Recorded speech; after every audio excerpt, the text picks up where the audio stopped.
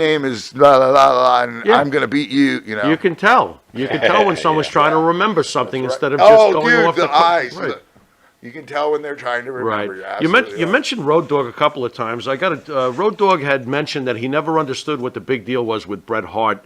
Road Dogg Did he say that? Yeah, he said he was a great worker. He said he worked better than me, Road Dogg. Yeah. He's like, but I don't think he was a great wrestler. He goes, I thought I was a good wrestler. And He on his podcast, he said he thought he was actually a better sports entertainer than Bret Hart. And that's 100%.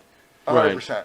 Better sports entertainer. So not what is the better big wrestler. deal about Bret Hart? Because I mean, I was never a huge fan of Bret Hart myself. I see the greatness, Yes. I understand it, but I never gravitated to Other it. than him, Road Dogg is my best friend. We lived together. We did everything. Brian is not afraid to rock the boat. Bret was a fantastic. Bret would have been a Bruno Sammartino if he maybe would have been about 15 years That earlier. makes sense. Bret is one of the best in-ring wrestlers of all time. No charisma. Perfect example.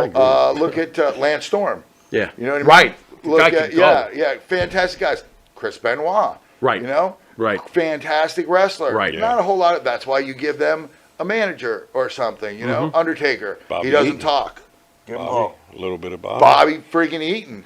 My idol. Man. I thought Hart's mic skills really improved towards the end, though. When he was at Canada, heel, anti-American guy, I thought he really started to improve. Sure. Look, Road Dogg was highly entertaining, but as far as ring work, and I don't think it's even close. Right? Perfect example. I told him recently, we were talking about the Armstrong family, and I was like, yeah, you're second to last. You know what I mean? Wow. It goes Brad, Scott, Bullet, Brian, Steve.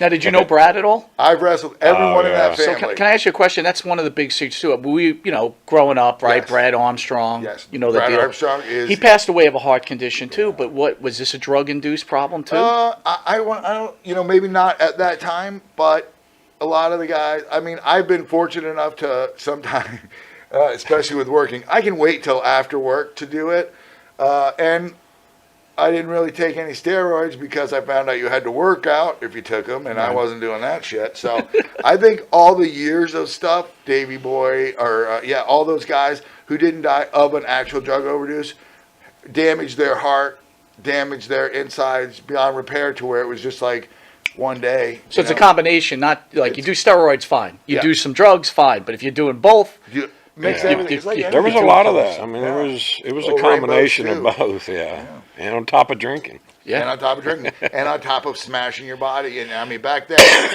dude, when we got to WWE, the fucking rings, because they had to hold Andre and Yoko and that.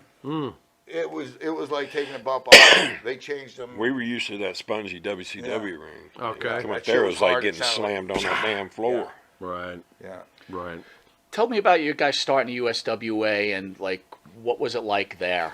And one question I have for you too is I don't know if PG-13 was there at that time. Yes. But did you work with PG-13 and what were your thoughts on both Did he ever Wolfie work? D? Yeah, he never worked USWA. Oh, I thought you- okay. When I first started in Florida, I did a little stuff, and then Steve Kern, my trainer, my Yoda, called Lawler and got me. So I'm like 19, and this is in 89, 90. I go there with Dundee and Eddie Gilbert and Eric Embry. We were doing that big Texas thing. They made me Leatherface after I think it was Brian Lee left.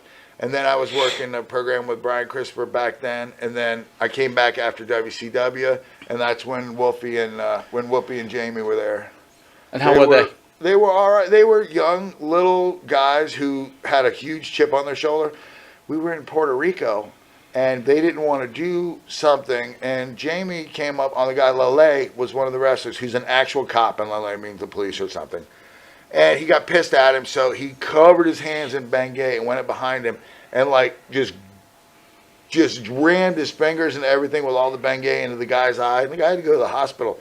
And then he ran and jumped on a plane and flew home. I mean, they're just like the little, you know what I mean? The little guys, but they were all right. Everybody, see, we were lucky. Everybody was always awesome to us because They were going to get their asses kicked if they weren't. we have been told by management a few times to let some of our opponents know that they are in the wrong. Wow, look at that. Yeah. And then Ronnie and Bradshaw took that job over for us.